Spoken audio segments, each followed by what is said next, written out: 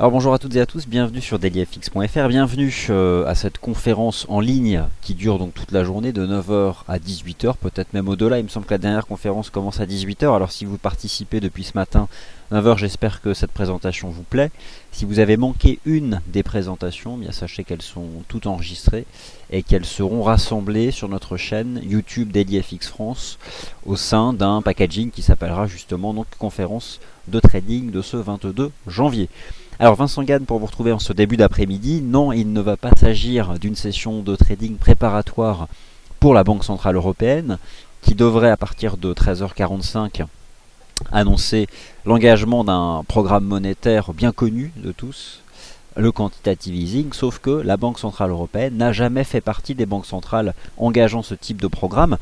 Vous retrouverez Nicolas Chéron à partir de 14h15 pour suivre cet événement et envisager donc des stratégies de trading. En ce qui me concerne, on va profiter justement des 45 minutes qui nous restent avant cette décision de politique monétaire pour prendre un peu du recul et revenir sur des graphiques de long terme.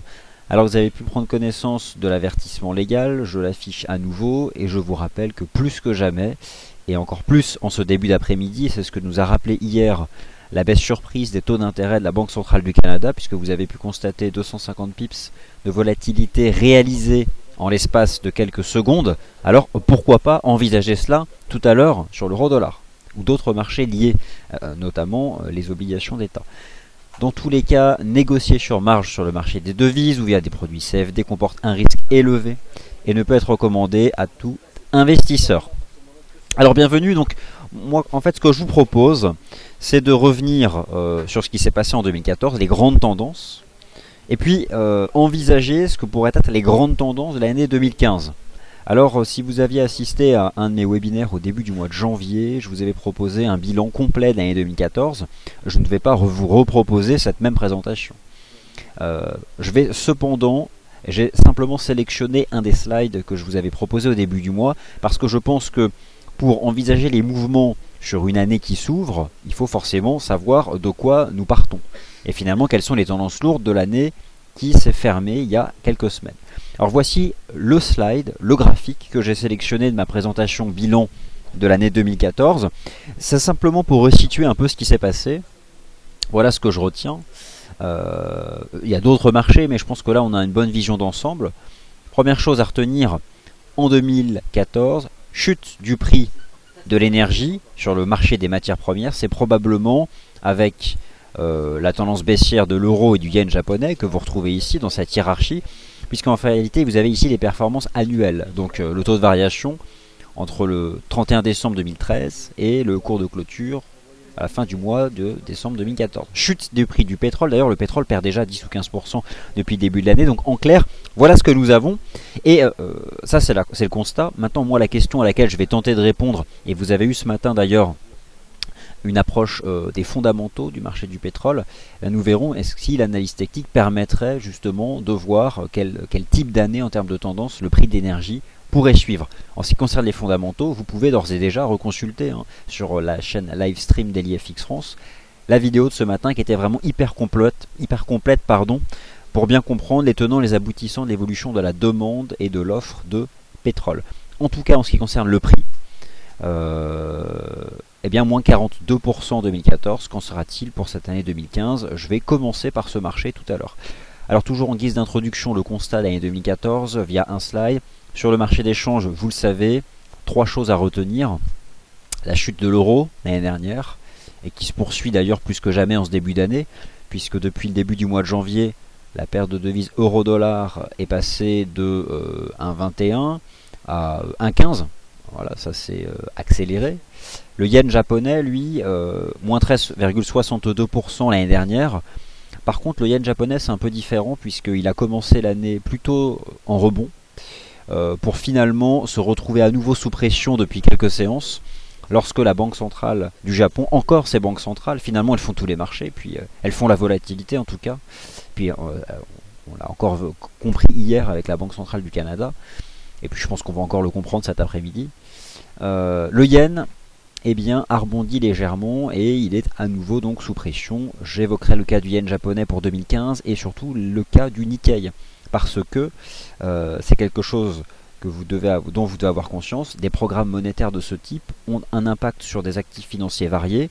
Il n'y a pas uniquement les actifs concernés par le programme d'achat, donc pas uniquement le prix des obligations, mais aussi clairement la valeur de la monnaie et le prix des actions. En 2014, l'once d'or, moins 5%. D'une certaine façon, les métaux précieux, notamment l'once d'or, se sont un peu désolidarisés de l'évolution du prix d'autres matières premières, notamment du prix de l'énergie.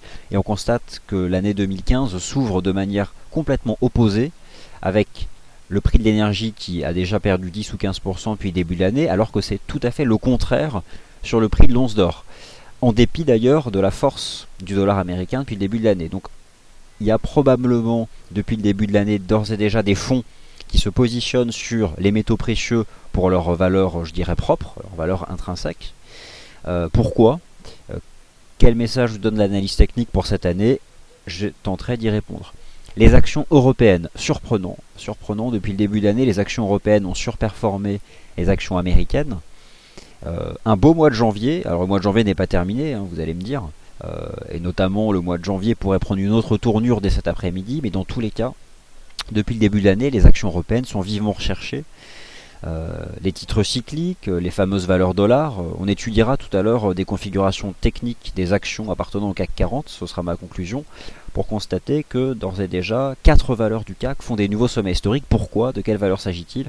J'essaierai d'y répondre et on envisagera le cas du CAC 40. Peut-il rejoindre 5000 points cette année, 4007, ou va-t-il à nouveau échouer à 4600 points et rechuter à 4000?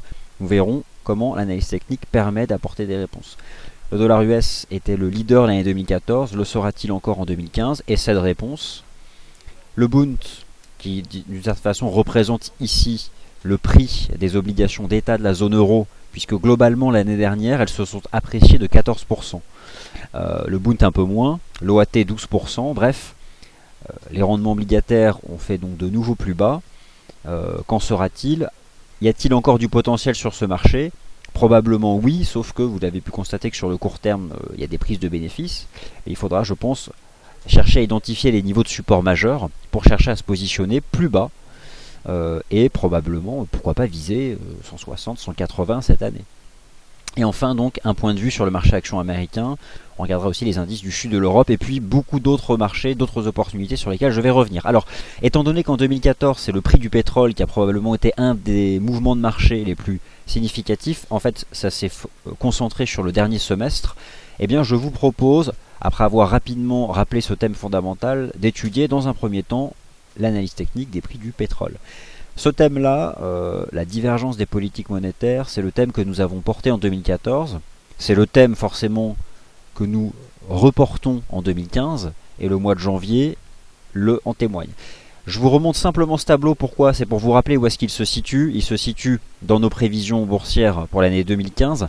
C'est un guide que vous retrouvez donc dans la section guide de trading du site DailyFX. Je tiens simplement à vous montrer quelque chose.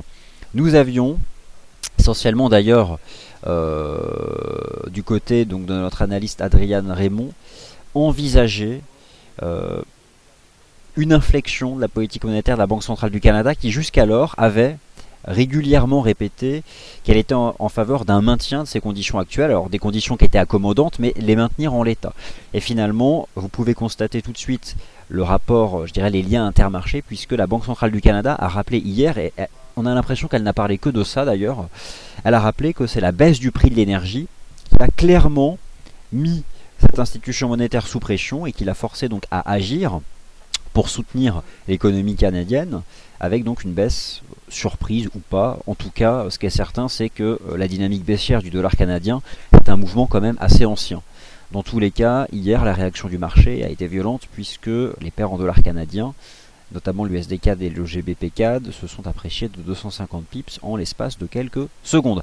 Alors justement, eh bien, on va commencer par ces marchés-là. Le pétrole tout d'abord, et ensuite ces paires de devises qui sont liées au prix de l'énergie. Alors l'idée c'est que là, on ne fait pas une session de trading, donc vous n'allez retrouver dans ma présentation que des graphiques de long terme, c'est-à-dire soit des bougies japonaises hebdomadaires, soit des bougies japonaises mensuelles. Je ne suis pas là pour donner des stratégies ou identifier des mouvements de marché ou le petit rythme de marché. Je ne vais pas vous dire aujourd'hui l'eurodoll peut remonter d'abord à 1,20 avant d'aller à 1,10 ou chuter en ligne droite à 1,10. Ce n'est pas l'objet de la présentation et de toute façon personne ne le sait. Ça reste complètement aléatoire. Pétrole, première question qu'on se pose, va-t-il se stabiliser en 2015 ? Alors en 2014, il s'est pas stabilisé, c'est même plutôt le contraire, puisque vous retrouvez ici le mouvement qui s'est concentré sur les 4 derniers mois de l'année. Vous avez sous les yeux les bougies mensuelles du pétrole, et donc ce qui vous permet de constater que la chute du pétrole, elle s'est faite essentiellement sur les mois d'août, septembre, octobre, sur les mois de septembre, octobre, novembre et décembre 2014, avec un début de faiblesse qui avait commencé au début du mois de juillet. Alors pourquoi le pétrole a été faible au début du mois de juillet 2014 ? Parce que c'est début juillet 2014 que le dollar américain s'est apprécié. Et ça, c'est ce qu'on vous a rappelé ce matin. Il y a un lien intermarché entre la valeur de la monnaie, en tout cas celle du dollar US, et le prix du pétrole. Ce sont des éléments fondamentaux qui sont très bien expliqués dans le webinaire de ce matin de Benjamin Louvet. Et ensuite, que s'est-il passé ? Eh bien, Benjamin Louvet vous l'a rappelé ce matin, c'est du côté de la demande que un consensus est installé au sein des grandes institutions internationales de prévision du prix de l'énergie, en tout cas les experts, qu'il s'agisse de l'Organisation des pays exportateurs de pétrole, l'Agence internationale de l'énergie, le Fonds monétaire international, etc. Tout le monde s'est accordé sur le fait que la demande était sur un plus bas et qu'au contraire, l'offre était abondante et surtout les stocks étaient abondants. Dans tous les cas, les fondamentaux ont été expliqués ce matin, constaté que l'analyse technique donnait un message sans appel. Et je dirais que le signal de vente de l'analyse technique a été donné au mois de septembre. Au mois de septembre, à la cassure de ces importantes lignes de tendance, ici, vous avez un graphique en données mensuelles des cours du pétrole. Et puis depuis, il n'y a pas eu une seule semaine de stabilisation. Alors, ce graphique de long terme vous montre deux choses. Parce que j'appelle ça des bases chartistes. Il y en a deux. La question que je me pose en 2015, va-t-on se stabiliser dans la première ? C'est peut-être un peu trop simple comme scénario. Ou va-t-on redécouvrir les plus bas de ce marché en termes de prix du début des années 2000 ? Que nous dit l'analyse technique ? C'est que sur ce graphique, on constate que des chocs baissiers, on a déjà eu par le passé. Vous avez notamment ici sur les cours du brut US, c'est en 2008, donc le choc ici baissier avec le pétrole qui est passé de 150 $ le baril à 36,18. Et que s'est-il passé ? Eh bien, l'analyse technique explique que pour basculer d'une phase de hausse à une phase de baisse à une phase de rebond, il y a des phases de transition qui sont des phases latérales. À l'époque, le marché, il a fallu 4 mois. 4 mois au prix du pétrole, 4 mois de volatilité haute et basse au sein d'un range, entre 36 et 50 pour se stabiliser. Alors pour le moment, vous constatez que ce sont des captures d'écran qui ont été réalisées en début de semaine. Donc le marché, ici, le brut US est allé chercher 40 $. 40 $, c'est le plus bas en cours de clôture mensuelle de l'année 2008. Pour le moment, ce graphique vous montre que nous n'avons même pas commencé l'amorce d'une phase de stabilisation. Ça va prendre plusieurs semaines, plusieurs mois. Clairement, ce que vous dit l'analyse technique en ce début d'année, c'est qu'il n'y a aucun argument pour défendre là le point bas tout de suite maintenant.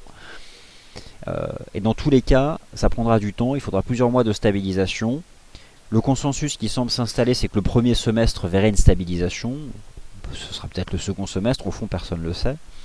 Mais ce que je pense, en tout cas en utilisant ce graphique, c'est que je pense que ce marché peut revenir chercher les points bas de l'année 2009. Alors ce sont des points bas qui ont été inscrits ici au premier trimestre 2009, qui passent aux alentours des 36 $.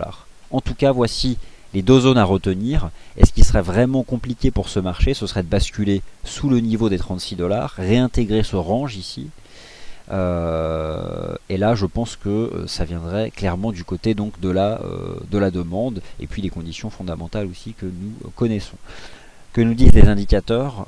Le principe du momentum, c'est de juger de l'état de santé d'une dynamique de marché. Elle est baissière, c'est survendu, mais la survente n'a jamais arrêté la baisse. Le surachat n'a jamais arrêté la hausse. Tout comme les divergences n'ont jamais arrêté des mouvements directionnels. Elles alertent. Y a-t-il des dives ? Non. Voilà où nous en sommes. Le pétrole sera, je pense, clairement encore sous pression et dans le meilleur des cas en stabilisation latérale au premier semestre de cette année. Alors maintenant, c'est quelque chose qu'il faut avoir lorsqu'on étudie les marchés financiers, c'est l'approche intermarché, c'est-à-dire que dès lors que vous avez une anticipation sur un marché, disons celui des matières premières, y a-t-il un lien avec d'autres marchés, notamment le marché d'échange.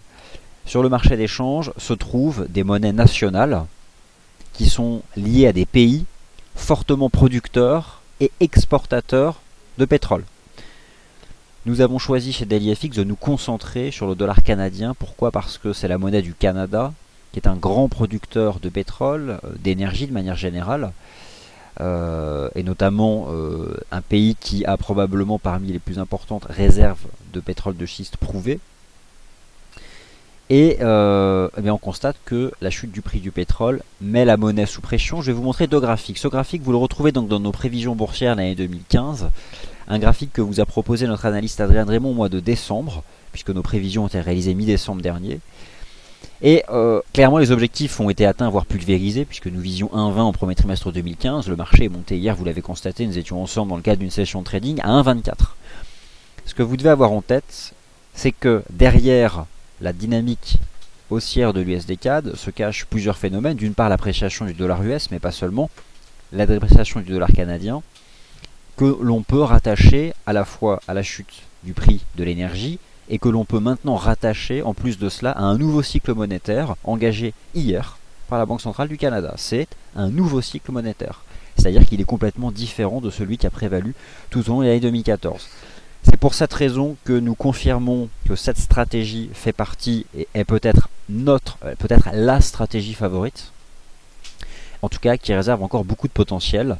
Et nous confirmons plus que jamais cette cible à 1,27, 1,30 cette année ici sur la paire USD CAD.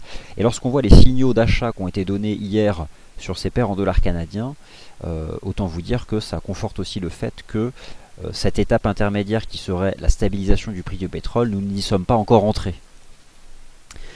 Alors, parmi les stratégies, voici une capture d'écran qui a été réalisée ce matin, forcément avec les mouvements qui ont eu lieu hier sur un certain nombre de nos graphiques que nous avions préparés au mois de décembre, il a fallu les mettre à jour. Je vous montre simplement ici une autre paire de devises qui pourrait profiter justement de cette rupture monétaire qui a eu lieu par la Banque centrale du Canada hier. C'est le GBP CAD. Que nous dit l'analyse technique? Les fondamentaux, vous les connaissez maintenant. Que vous dit l'analyse technique? Sur le GBP CAD, elle est incroyablement haussière, c'est presque un cas d'école. Comment voit-on les choses? Dynamique baissière ici entre 2,25 et 1,40, 1,50, donc entre 2006 et 2009. Création d'un creux de marché sous la forme d'un range qui a duré plusieurs années entre 1,50 et le niveau ici des 1,65. Cassure haussière, on sort par le haut du range, donc en fait ici nous avons une espèce de fondation. C'est cette fameuse période latérale qui sera nécessaire sur le pétrole. Le pétrole, dites-vous bien qu'il en est là. Voilà, il en est ici. Et il est dans cette phase de chute. Il faudra qu'on traverse maintenant une phase de range, comme avait fait le GBP4 pendant plusieurs années. Est-ce que ça va durer plusieurs années sur le pétrole? Personne ne le sait de toute façon, mais au moins plusieurs mois. Et maintenant, voilà, nous sommes entrés dans un nouveau cycle de croissance. Le GBP4, qui est amateur, je dirais, de phase latérale, en a connu une très importante, dont il est sorti par le haut, quand? Eh bien, hier. Voilà, tout simplement. Donc hier, c'était signal d'achat de long terme, ce qui ne veut pas dire qu'il faut payer n'importe où à 1,86, 50 à 87, parce que forcément les niveaux de support sont plus bas. Ça, c'est quelque chose qu'on peut vous proposer dans le cadre d'une émission de trading, comme celle qui a lieu tout à l'heure à 14h15. En tout cas, le GBP CAD, l'USD CAD sont des stratégies pour l'année 2015, avec un positionnement sur support, objectif, mais les objectifs ils sont ambitieux, mais je dirais qu'on peut au premier trimestre viser 1,91, 1,92, mais cette année probablement 2. C'est-à-dire que pour 2 livres sterling, pour 1 livre sterling, c'est l'avoir de dollars canadiens, voilà en tout cas, c'est cette approche intermarché, pétrole, enfin, marché des matières premières, marché d'échange, c'est probablement là où il faut travailler et chercher des choses à faire. Alors toujours pour ces prévisions de long terme, je vais revenir forcément sur le cas de figure de l'once d'or en utilisant l'analyse technique. Les métaux, l'once d'or et le pétrole ou d'autres matières premières ont eu un destin différent en 2014, ont un destin clairement différent au janvier 2015, et je pense que ce mois de janvier 2015 sera à peu de choses près un modèle pour l'ensemble de l'année.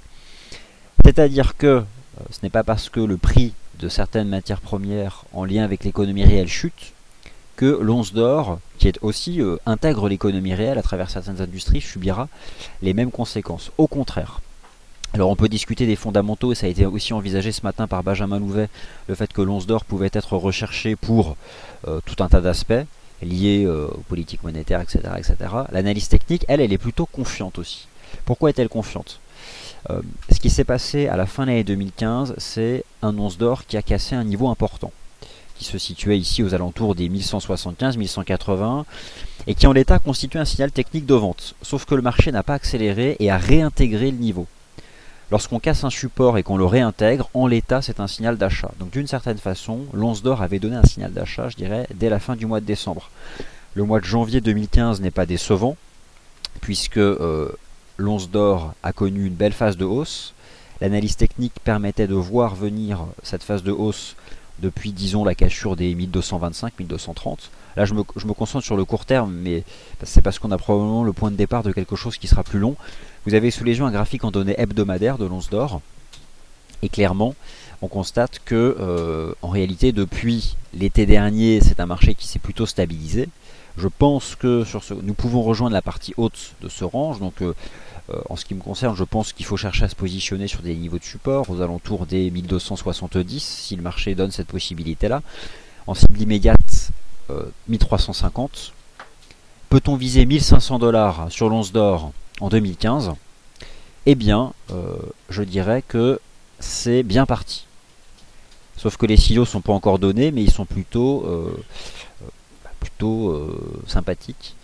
Et si ce marché parvient à briser à la hausse les 1350, ce sera justement ce signal technique pour viser les 1500 $. Donc, autant il y a beaucoup d'incertitudes encore sur les prix du pétrole et a priori le marché ira plus bas, ou dans le meilleur des cas se stabilisera sur des niveaux très bas, autant il y a, je pense, des liquidités qui vont se rediriger vers les métaux précieux, notamment l'once d'or. Donc, nous avons une vue de marché haussière sur l'once d'or pour cette année 2015, et dans nos émissions de court terme nous chercherons à vous proposer plutôt des stratégies sur support. Parfois il y aura peut-être des ventes sous résistance, ça dépendra des horizons de temps, mais là sur les graphiques de long terme on est plutôt positif.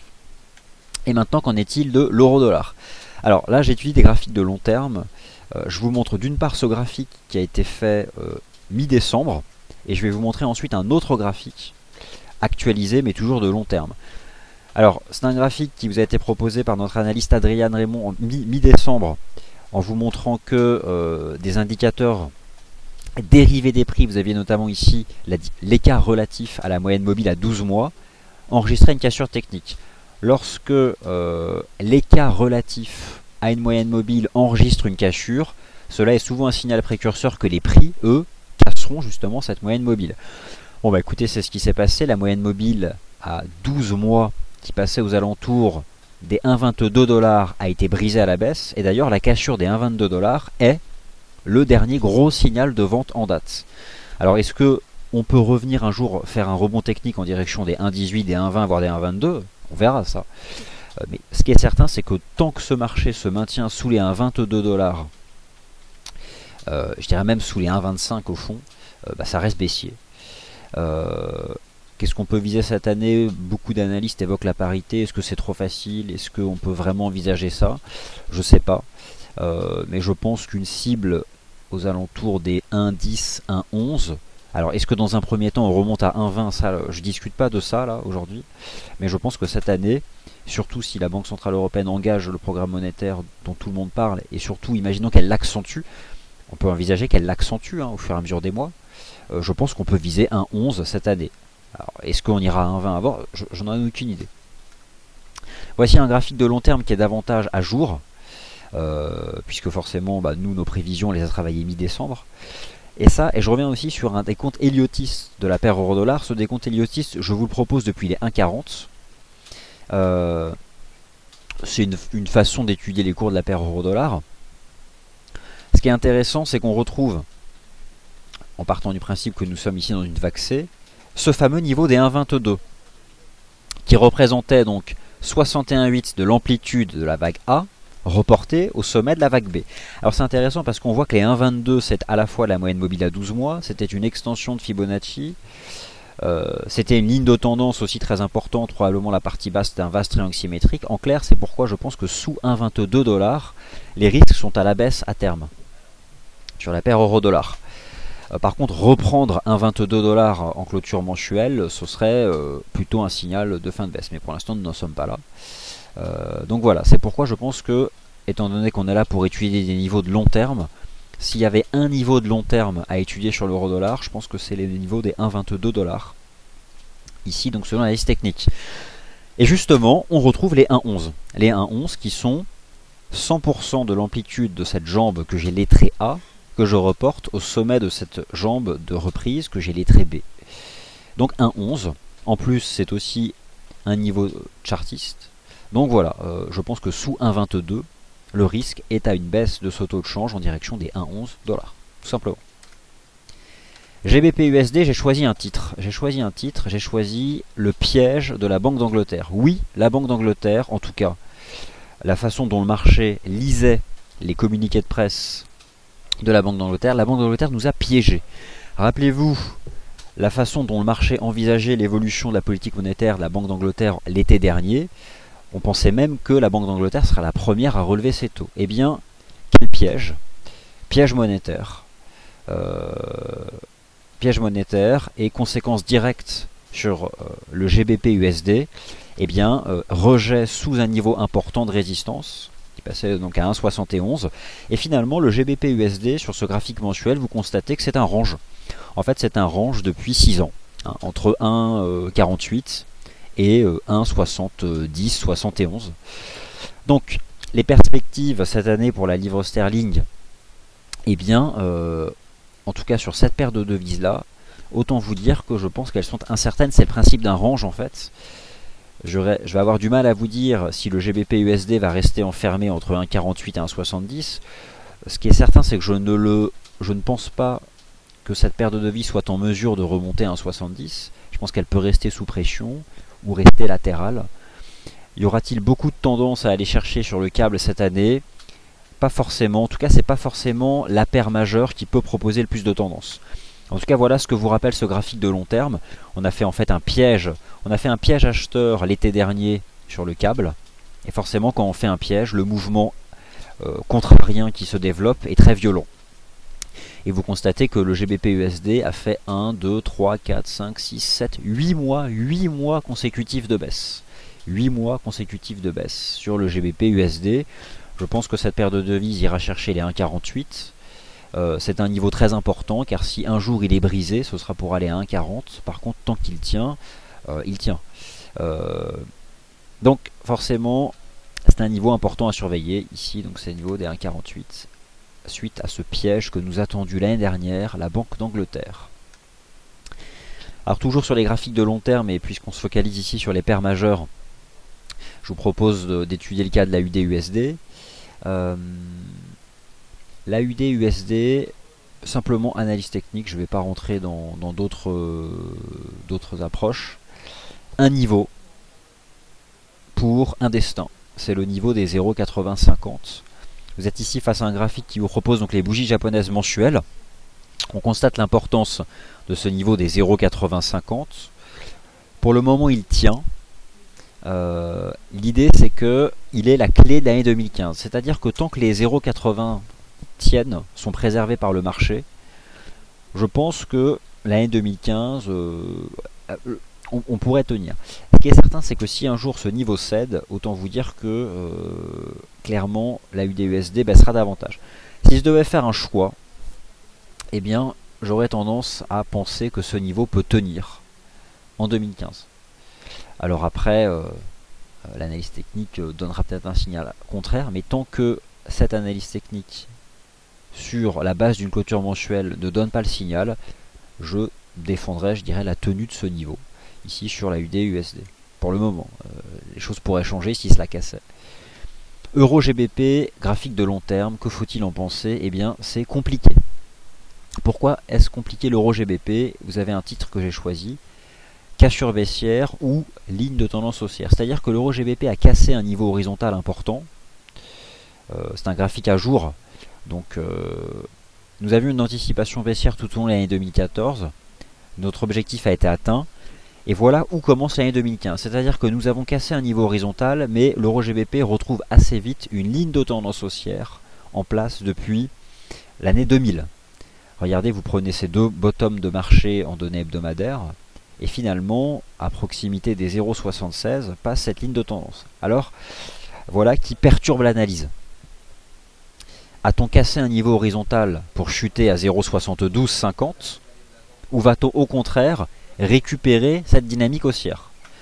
Eh bien, c'est là que se jouent justement les banques centrales, et c'est là que se jouera justement la Banque Centrale Européenne versus la Banque d'Angleterre.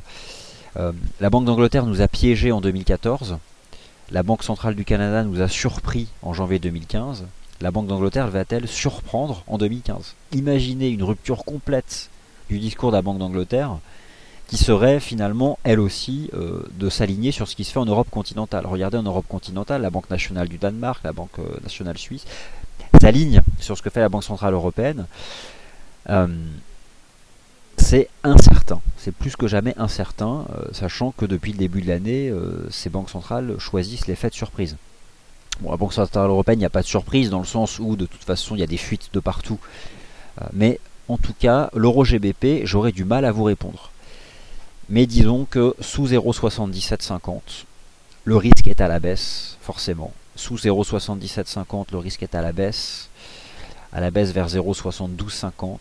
Reste qu'il faudrait réellement confirmer en cassant cette ligne de tendance haussière. Pour l'instant, elle tient, donc on voit que c'est compliqué. Et je pense que c'est un graphique de long terme qu'il faut avoir en tête. Alors maintenant, on en vient aux indices boursiers.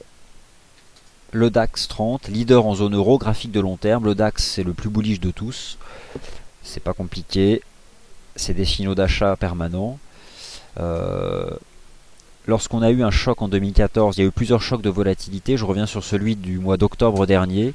En fait, on a eu d'une certaine façon un piège sur le DAX lorsqu'il a cassé les 9000 points. On est reparti pleine balle, si vous me permettez l'expression. Maintenant, il fait des nouveaux sommets historiques, c'est un signal d'achat en l'état. Lorsque je regarde le DAX, je me dis que finalement, tous les indices européens peuvent faire la même chose. L'Eurostoxx 50, le CAC, etc. Sauf que lorsque j'étudie l'Eurostoxx 50 sur un graphique de long terme, je constate que la zone actuelle est une zone de résistance. Mais le DAX, lui, a déjà franchi. Est-ce que le DAX est précurseur pour l'Eurostoxx 50? Et si oui, est-ce que le MIB et l'IBEX vont rattraper leur retard? Ou au contraire, est-ce que tous ces mouvements sont pricés? Et est-ce que le DAX a fait un piège haussier? Vous comprenez que les questions, elles sont nombreuses. Mais lorsqu'on étudie les graphiques de long terme et qu'on fait de l'analyse technique, on est forcé de constater que le DAX a donné un signal d'achat et que pour le moment, tant qu'il est préservé, tant qu'on se maintient au-dessus des 10 000, 50, eh bien c'est bullish. Et j'aurais plutôt envie de dire qu'en 2015, on peut aller chercher 11 000 points sur le DAX. Le CAC 40, graphique mensuel, voilà qui va peut-être vous intéresser. Le CAC 40 est-il en tendance l'année dernière? Non. En fait, le CAC 40 n'est probablement plus en tendance depuis le second semestre 2013, puisqu'il est dans un range. Ici, vous êtes face à des chandeliers japonais mensuels. C'est un range entre 4100 et 4600 points. Le mois de janvier 2015 va décider, je pense, de l'année. La clôture mensuelle, c'est la semaine prochaine. La clôture mensuelle de la semaine prochaine, nous allons avoir toutes les grandes décisions de politique monétaire. Si le CAC 40, au mois de janvier 2015, casse à la hausse les 4600 points, c'est pour monter à 4007, 4008 et peut-être même 5000. Au contraire, si le mois de janvier se termine mal, si le marché vend la nouvelle, et que finalement nous restons dans le range, eh bien c'est le range qui restera en place, c'est-à-dire des oscillations de plus en plus volatiles d'ailleurs, entre 4100 et 4600. Sachant qu'à la clôture de chaque mois depuis maintenant 1 an et demi, le cours de clôture était à chaque fois compris entre 4100 et 4600 points. Donc tout se joue en fait peut-être aujourd'hui, et en fait ce qui pour moi sera vraiment très important, c'est la clôture mensuelle du mois de janvier. Donc autant vous dire que ce graphique mensuel je vais l'avoir en tête, et que la clôture mensuelle c'est la semaine prochaine, je crois que ça doit être jeudi prochain, il faut vérifier, mais jeudi 31 janvier.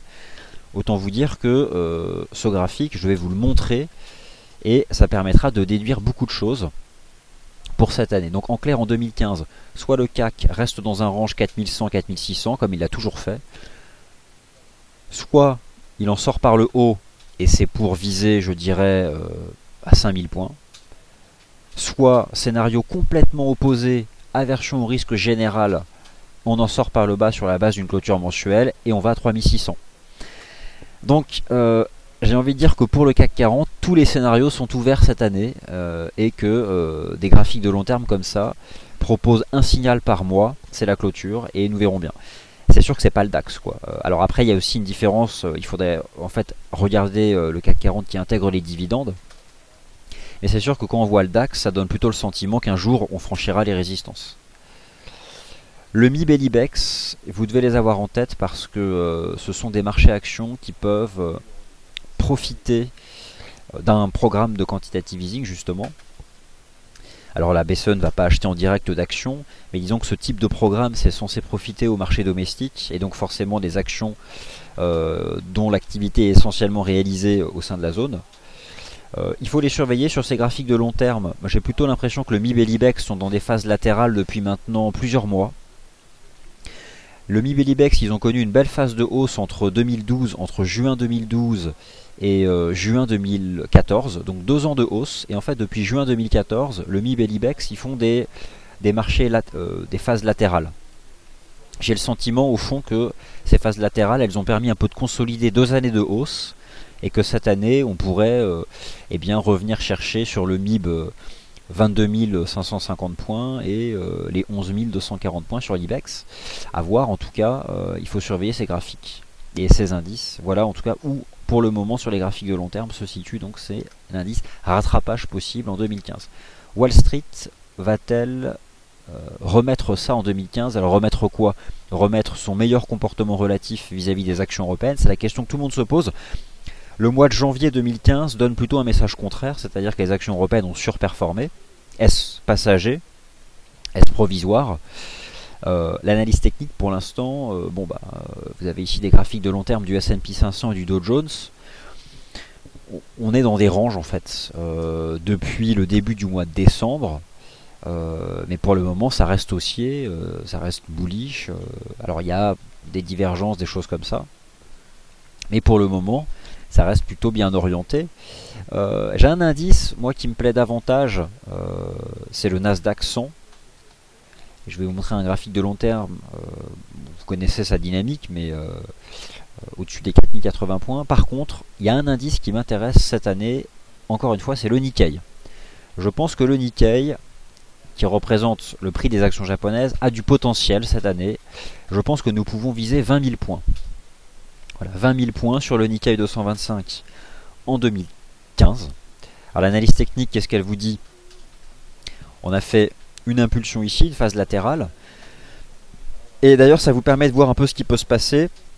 Ce signal d'achat ici, sur le graphique de long terme du Nikkei, lorsqu'il a cassé à la hausse les 16 423 points, il a été donné lorsque la Banque Centrale du Japon a étendu son Qualitative and Quantitative Easing, le fameux QQE.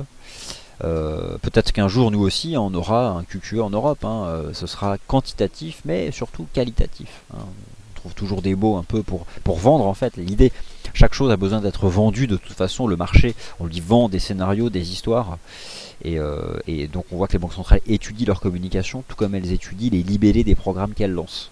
C'est comme ça, c'est un fait. En termes d'analyse technique, le dernier chandelier de long terme intéressant, c'est la cassure haussière des 16 420 points. Depuis, on fait une phase latérale qui prend plus ou moins la forme chartiste d'un triangle. Je pense que ce marché en sortira par le haut en 2015, que le Nikkei sera en mesure de franchir les sommets de l'année 2007, les 18 300 points, et je vise 20 000 points sur le Nikkei cette année. Et je cherche donc à me positionner dès lors qu'il se présente sur un niveau de support.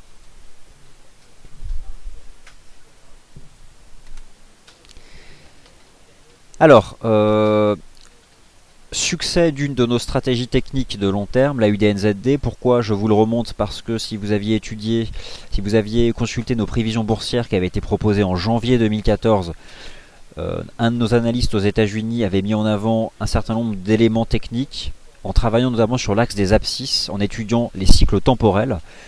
L'axe des abscisses, je vous rappelle qu'il représente le temps, et qu'on peut aussi l'utiliser pour identifier des sommets ou des creux de marché.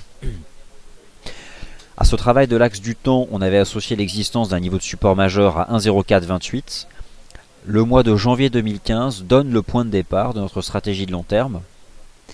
Nous sommes probablement en train de réaliser ce qui s'était passé ici en fin 2005.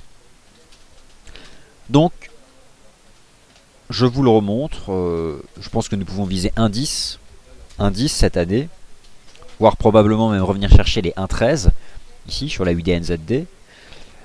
Cette stratégie de long terme, on vous en a beaucoup parlé, et puis bon, elle s'est déjà pas mal développée depuis le début de l'année, donc si vous êtes dessus, enfin nous en ce qui concerne cette vue de marché, nous sommes confiants. Alors maintenant, je vous propose de passer en revue des actions du CAC 40 qui m'intéressent. Pourquoi? Parce que cette année, comme vous l'a rappelé ce matin notre directeur général, nous allons vous proposer de nouveaux actifs financiers, et notamment des actions françaises. Alors, à côté de ça, DailyFX vous proposera tout un panel de services d'analyse liés aux actions, des analyses techniques, des analyses fondamentales, des webinaires dédiés aux actions, bref, tout ça est en préparation. Et donc, d'ores et déjà, je me permets de revenir sur des actions du CAC qui, selon moi, ont, d'un point de vue technique, un potentiel important. Alors, je pense que les choses commencent à bouger sur les marchés, puisque il y a une décision de politique monétaire de la Banque centrale européenne. Vous allez retrouver Nicolas Chéron, ne restez pas loin dans quelques minutes pour justement revenir en direct. Je ne vais pas commenter les mouvements de marché, sachant que de toute façon, c'est vraiment avec la conférence de presse de Mario Draghi à 14h30 que les choses vont s'accélérer. Valeo me plaît. En fait, depuis le début de l'année, 4 titres ont fait des nouveaux sommets historiques sur le CAC. Valeo, L'Oréal, Essilor, Pernod Ricard. Le fait de réaliser un nouveau sommet historique est un signal d'achat. J'ai plusieurs exemples à vous donner, il suffit de prendre le DAX par exemple. Le fait, c'est pareil, de casser des nouveaux plus bas, c'est un signal de vente. Bon bref, c'est ça là, en analyse technique, c'est le breakout, c'est la cassure, c'est les supports, résistances, c'est plus ou moins la base. Valeo, c'est une valeur cyclique, c'est le secteur automobile, le secteur des équipements automobiles, bien positionné. Vous avez sous les yeux des chandeliers mensuels. Oui, ce sont des sommets historiques. Le signal d'achat a été donné au début du mois de janvier, cassure des 105 euros. Ça marche bien l'analyse technique de long terme sur les actions. Regardez ici, en 2013, le signal d'achat qui avait été donné sur le titre Valeo à la cassure des 45 euros. Signal d'achat, pullback, impulsion. On a donné les signaux d'achat, je vous invite à mettre à profit tout mouvement de retour pour vous positionner. Je suis confiant en termes d'analyse technique sur ce titre. L'Oréal, c'est beaucoup de choses. C'est le secteur du luxe, c'est une valeur dollar. Qu'est-ce qu'une valeur dollar? C'est une valeur dont les coûts de production sont faiblement délocalisés. Alors qu'est-ce qu'un coût de production faiblement délocalisé? C'est-à-dire qu'il a lieu en monnaie nationale, donc en euros. L'Oréal réalise et enregistre la plupart de ses coûts de production au sein de la zone euro.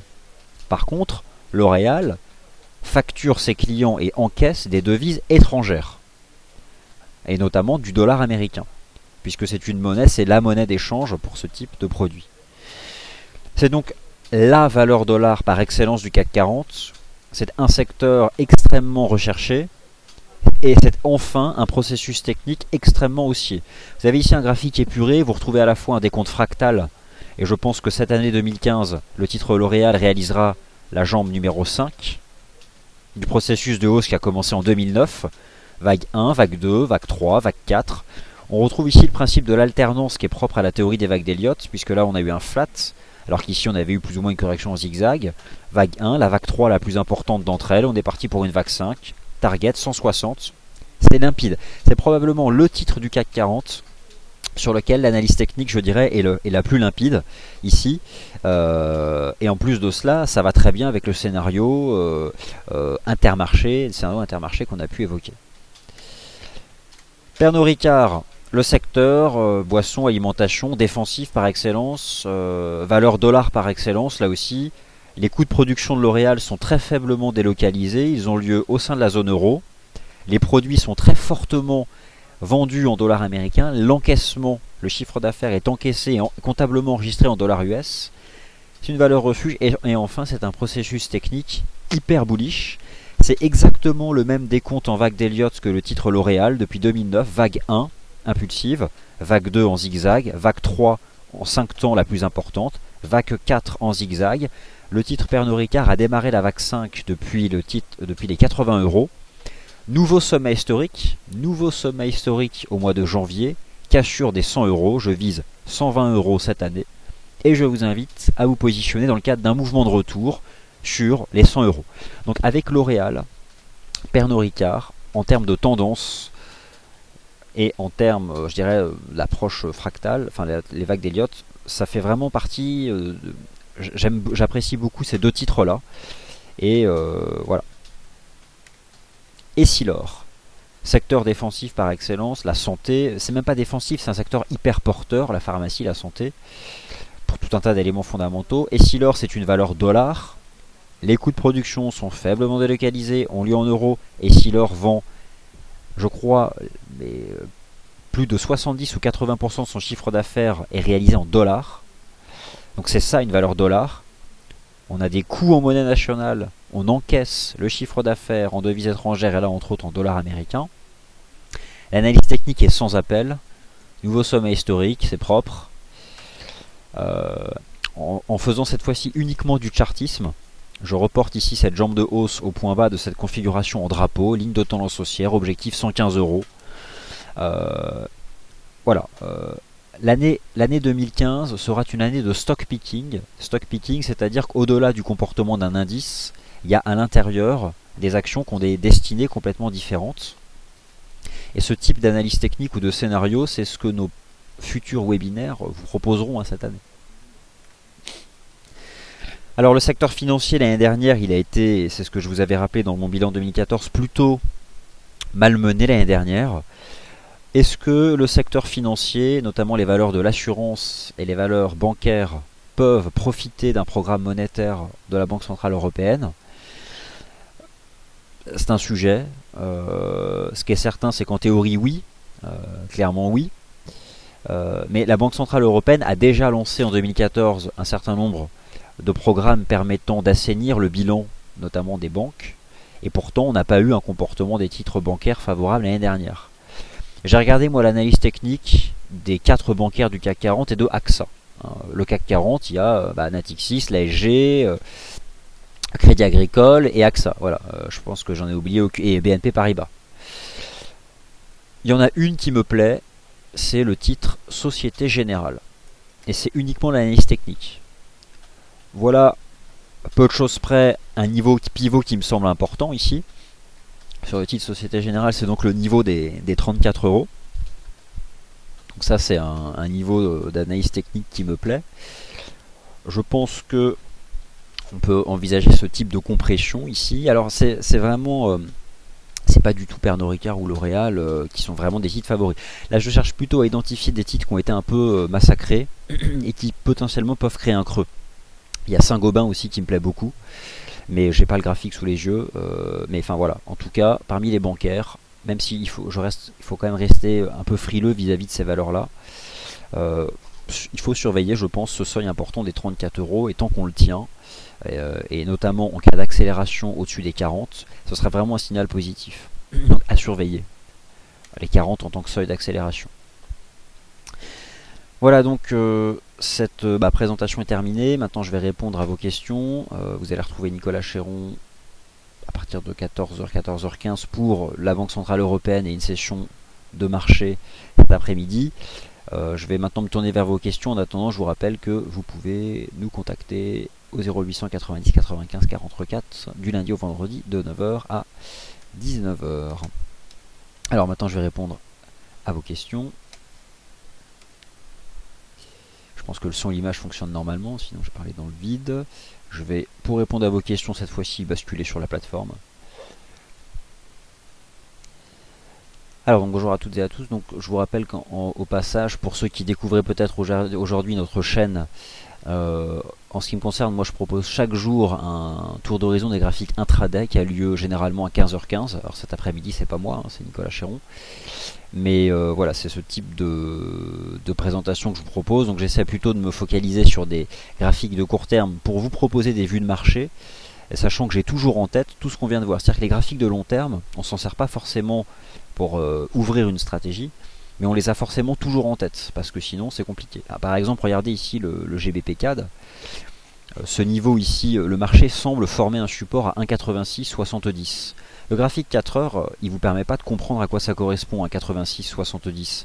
Mais si vous basculez sur des graphiques de plus long terme, et je vais passer sur un graphique mensuel par exemple, vous comprenez que c'est tout simplement ce niveau latéral, ce puissant niveau horizontal que le marché est en train de franchir depuis hier. Et donc sur un graphique de court terme, vous comprenez qu'on est simplement en train de faire un flat au-dessus de ce... Peut-être c'est déjà un niveau de support, et 1,86 ici, 70 sur le GBP4. Bref, je réponds à vos questions. Alors le son et l'image fonctionnent normalement. Alors première question Olivier, quel sera l'impact de la décision de la Banque Centrale Européenne? Alors, ce n'est pas l'objet de ce webinaire. Cependant, sur notre site internet que je vais vous montrer, je vous ai proposé ici un article assez rapide ce matin qui est revenu sur ce qu'on constate depuis plusieurs semaines. Empiriquement, c'est quoi? C'est observer l'impact des programmes de quantitative easing qui sont connus. Et théoriquement, voici ce qu'on a pu constater sur les marchés. Quel est l'impact d'un programme de quantitative easing? Appréciation du prix des actions des entreprises bien ancrées sur le marché domestique, appréciation du prix des obligations d'État, et d'ailleurs le Bund fait partie de nos graphiques de long terme, et même si ça diverge depuis hier et ça corrige, quand les indicateurs se seront bien dégonflés, il faudra à nouveau s'intéresser donc au niveau de support. Et enfin, ce type de programme reposant forcément sur l'expansion du bilan de la banque centrale concernée, il y a un processus de création monétaire et donc la conséquence sur la monnaie, c'est la dépréciation. Donc, pour résumer schématiquement, ce sont ces trois conséquences-là. Alors, bonjour Crani. Alors, bonjour, alors vous avez créé un pseudo, je soutiens la team DailyFX, donc c'est gentil, merci de nous soutenir. Les perspectives de taux, alors vous avez une question concernant le dollar australien et le dollar néo-zélandais. Écoutez, la politique monétaire réserve de plus en plus de surprises. Que peut-on attendre de la Banque centrale d'Australie et de la Banque centrale de Nouvelle-Zélande cette année? Moi, je vais tenter de vous répondre à l'aide, j'ai tenté de vous répondre ici à l'aide de l'analyse technique. Prenons la UDNZD. Lorsqu'on pratique l'analyse technique sur la UDNZD, on a le sentiment qu'on a fait un point bas très important à 1,0430, 1,05. En clair, nous sommes techniquement en faveur d'une appréciation de la UDNZD, ce qui signifierait que, en termes relatifs, la politique monétaire pratiquée en Australie serait moins accommodante que celle qui sera pratiquée en Nouvelle-Zélande. Et pourtant, en 2014, il s'est passé le contraire. En 2014, au premier semestre, la Banque centrale d'Australie avait augmenté ses taux. La Banque centrale de Nouvelle-Zélande, pardon, avait augmenté ses taux. En termes de cycle monétaire, il ne faut présager de rien. Regardez encore en juillet dernier ce qu'on pensait de la Banque d'Angleterre. Alors, cette année, que va faire la Banque centrale de Nouvelle-Zélande? Imaginez qu'elle renonce et qu'elle réengage un cycle baissier. Ça reste très incertain. Donc, en conservant une approche purement technique, ce que je peux vous dire, c'est qu'a priori, le dollar australien devrait surperformer le dollar néo-zélandais. Et la UDNZD, c'est ça, c'est la force relative de ces deux monnaies. Alors, que peut-on envisager des marchés actions américains cette année? C'est très incertain. Pour le moment, ils se sont stabilisés. Généralement, en 2014, il y a eu plusieurs chocs de volatilité. À chaque fois que les marchés actions US ont perdu 5%, ils ont été achetés. Ils ont perdu 10% en octobre, ils ont été achetés. C'est difficile d'envisager un marché baissier de 40% à Wall Street. D'autant plus qu'a priori le marché est déjà en train de revoir les perspectives d'évolution des taux aux États-Unis, voire peut-être même de reporter à 2016 et à je ne sais pas quand une éventuelle hausse des taux. Pour le moment, les marchés actions ils restent bien orientés. Les graphiques de long terme ne montrent pas de signaux de vente, ils montrent des risques peut-être du point de vue du momentum, mais jusqu'à présent on s'est stabilisé en fait. Donc je dirais que l'année 2015 elle est très ouverte pour les marchés actions. Et je pense que finalement CAC 40 est pas mal parce que dans son range c'est neutre, on sort par le haut c'est clairement bullish et on s'alignerait un peu sur le DAX. Faut surveiller aussi les 3330 de l'Eurostoxx 50. Voilà. Voilà, voilà.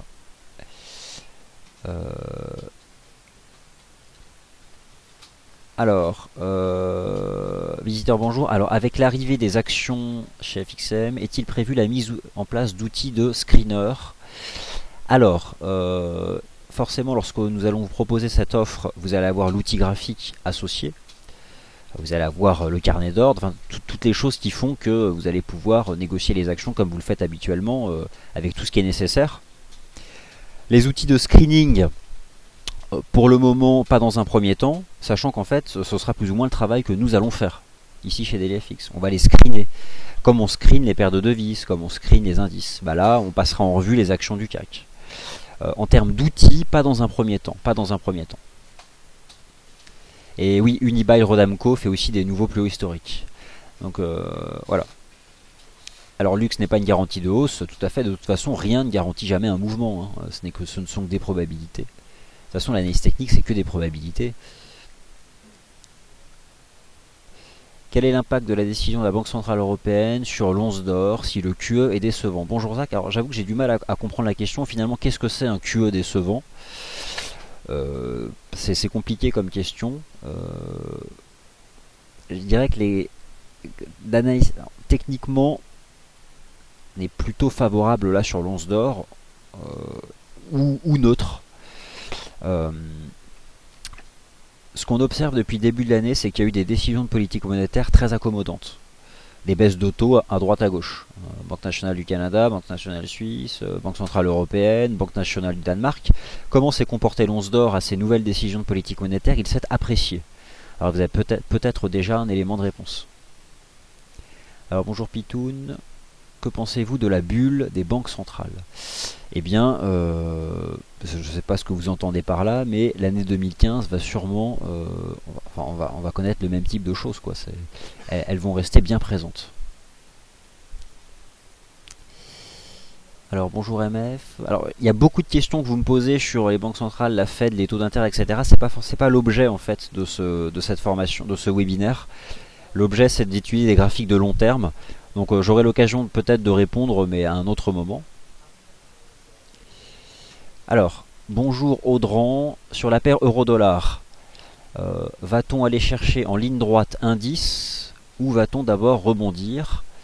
La baisse va être plutôt rapide ou est-ce qu'on va d'abord tenir un 15, un 16? Alors là, bonjour Audran, vous posez une question sur ce que moi j'appelle le rythme de marché. La façon dont on va un point à un autre. Je pense que nous irons chercher un 10, un 11, mais la façon dont on va y aller, est-ce qu'on va d'abord rebondir ou y aller en ligne droite, c'est justement très incertain. Et le problème, c'est qu'un graphique de long terme ne permet pas de répondre à cette question. Voilà.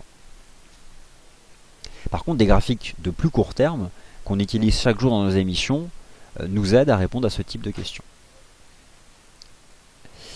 Alors bonjour Mika, vous me posez une question sur le spread du DAX. Alors vous comprenez bien que ça c'est quelque chose que je ne décide pas, qui ne m'appartient pas. Voilà, je ne peux pas vous répondre en l'état. Peut-être que je ne sais pas. Pour le moment, il est ce qu'il est. Après, bon, vous jugez inadmissible, c'est peut-être probablement vrai par rapport à d'autres offres. Hein. De toute façon, puis je vais poster votre commentaire parce que on va être transparent jusqu'au bout. Hein, voilà, faut pas se cacher. Alors, et donc Tick by Tick répond à Zach en faveur d'une hausse de l'or, et bon, c'est en effet ce que je pense. Je pense que cette année, elle peut être surprenante sur l'once d'or. Elle commence bien, et finalement, on va probablement aller chercher 1350, mais peut-être plus en fait. On pourrait peut-être revenir chercher les 1500 $. En tout cas, techniquement, ça part plutôt bien. Voilà, donc j'ai répondu à toutes vos questions. On va faire une pause de 10 minutes. Merci donc d'y avoir assisté. J'espère que ça vous a plu. Vous retrouverez à partir de 14h15, donc dans 10 minutes. Donc ne partez pas loin, Nicolas Chéron pour la conférence de presse de Mario Draghi, cette fois-ci pour de l'intraday, avec Nicolas Chéron. Merci à toutes et à tous. Et à demain, 14h15 pour le Wall Street Insider.